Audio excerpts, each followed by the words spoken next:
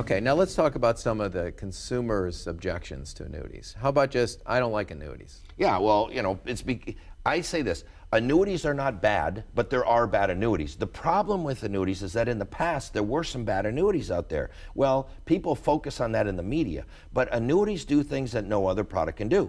There's no other product in the world that can take longevity risk off the table. And besides that, I tell people, when they say they don't like annuities, they say, really? So let me understand this. You paid into Social Security for 35 years, but you're going to call up the Social Security Administration, say, stop those checks. We don't want any Social Security checks. Remember, Social Security is a lifetime income annuity. You like Social Security. Oh, you worked for that company for 42 years. You're going to call up HR saying, stop those checks. We don't want another nasty pension check in this house. We don't like annuities. A pension is a lifetime income annuity. So if you like your pension and you like your Social Security, I promise you're going to like your lifetime income annuity too. Now, there have been bad annuities out there, but you're not going to read bad things about lifetime income annuities. I haven't seen any bad things about it. And math and science says you got to have it as a foundation in your retirement plan. Okay, here's another objection. Why would I buy an income annuity now when interest rates are at a 50-year low? Well, because interest rates are likely to stay at low rates for another 30 or 40 years too. If you've ever seen my economic commentary, with all the massive debt that's out there, and debt is highly deflationary, and then the deleveraging that these governments are going to have to do, they're going to have to raise taxes, cut spending, that's deflationary. And then the demographics of the world, that people are getting older and old people don't spend money. And so with the debt, the deleveraging, the demographics, it's highly likely interest rates are going to stay very, very low for a very long period of time. I always tell people, I can't predict the future better than anybody else. So look at the bond market.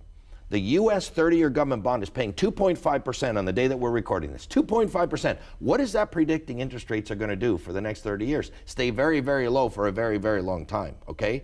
But even if you don't believe me on that, I'll bet you do believe me on this, that people are living longer and medical technology is improving and that people are going to live to be 100, 110, 120. And if you believe people are going to live longer, you know what's going to happen to these payout rates in these annuities? They're going to go down because every payment from an income annuity is composed of three parts. Principal, that's not going to change. Interest, I don't think that's going to change much. And if it does, interest rates matter less and less the older you get. But the third is these longevity credits, these mortality or longevity credits. Well, as people live longer, these companies are going to have to reduce that.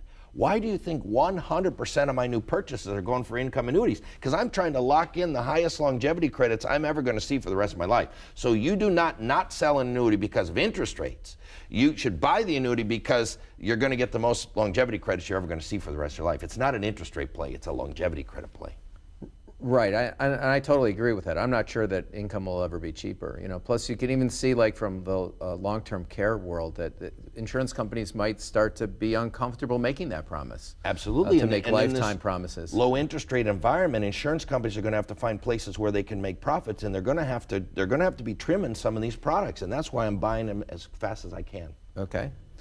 Here's another common objection. I don't want to give up control. Yeah, what I tell people is you're not giving up control, you're gaining control over risk. You're gaining control over longevity risk. It's a guaranteed paycheck for the rest of your life. You're gaining control over market risk. There is no market risk. There's no withdrawal rate risk. There's no order of return or sequence of return risk. You're gaining control over deflation risk, because if you're getting a paycheck and things actually go down in a deflationary world, it's one of the best things to own in a deflationary world. So when math and science says you should cover your basic living expenses with guaranteed lifetime income, that's exactly what you should do. You're not giving up control, you're gaining control. The people who think they're in control, those are the ones that run out of money. You know why? Because they're out of control with the risks.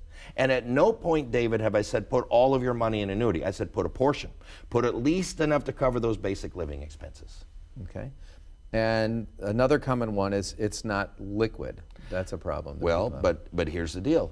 Liquidity is not a one-time event. Liquidity is a lifetime event. When you increase your income, your lifetime income, you're increasing your lifetime liquidity. Now, again, I never said put all of your money there. So I said use a portion of it. You've got other money that's liquid. I don't want to minimize liquidity. It's important to save some money for emergencies. But I will tell you this, most people overestimate their need for liquidity and they underestimate the cost. What am I talking about? Well, if you've got money sitting in a money market fund at 0.5% and you could get a 6% payout on that money, that's costing you 5.5%, and on a few $100,000, that could be $20,000, $30,000, $40,000 a year you're paying to have that money liquid. And for the people who say, oh, I need $500,000 liquid, really? What I always ask people is, other than your house, What's the biggest check you've ever written in your life? Well, the furnace went out one time. I had to write a check for $5,000. Okay, so in your whole life, the biggest check you've ever written is $5,000, but you want $500,000 liquid? Really? I mean, I'm not saying that they shouldn't, but maybe 50,000, maybe 100,000, maybe 200,000, but do they really need 500,000? So they underestimate the cost, they overestimate their need, and liquidity is a lifetime event. Okay, those make sense. I also think with liquidity, that if you're using your portfolio to take withdrawals, this is something Curtis Clough talks about all the time, it's sort of a myth that you have liquidity because you're counting on those assets to generate the withdrawals, and you really have to hang on to those assets. You really don't have any liquidity at all. People double count assets all the time. They say, well, I got this money in these tax-free bonds, it's liquid, but it's sending me $30,000 a year. Well, then it's not liquid, because if you took the money out, then you wouldn't get your $30,000 a year. So they double count the assets all the time. I've seen that too. Okay. Well, that's great. I think that's very helpful, and we do have to address the common concerns and the objections that people have to these to this approach. One other objection I hear is people say, well, I'm just getting my own money back, and if I die, the insurance company keeps my money. Well, that's not true. You can pick how you want the money. When you die, it could go to your family, it could go to your kids, it could go to your grandchild.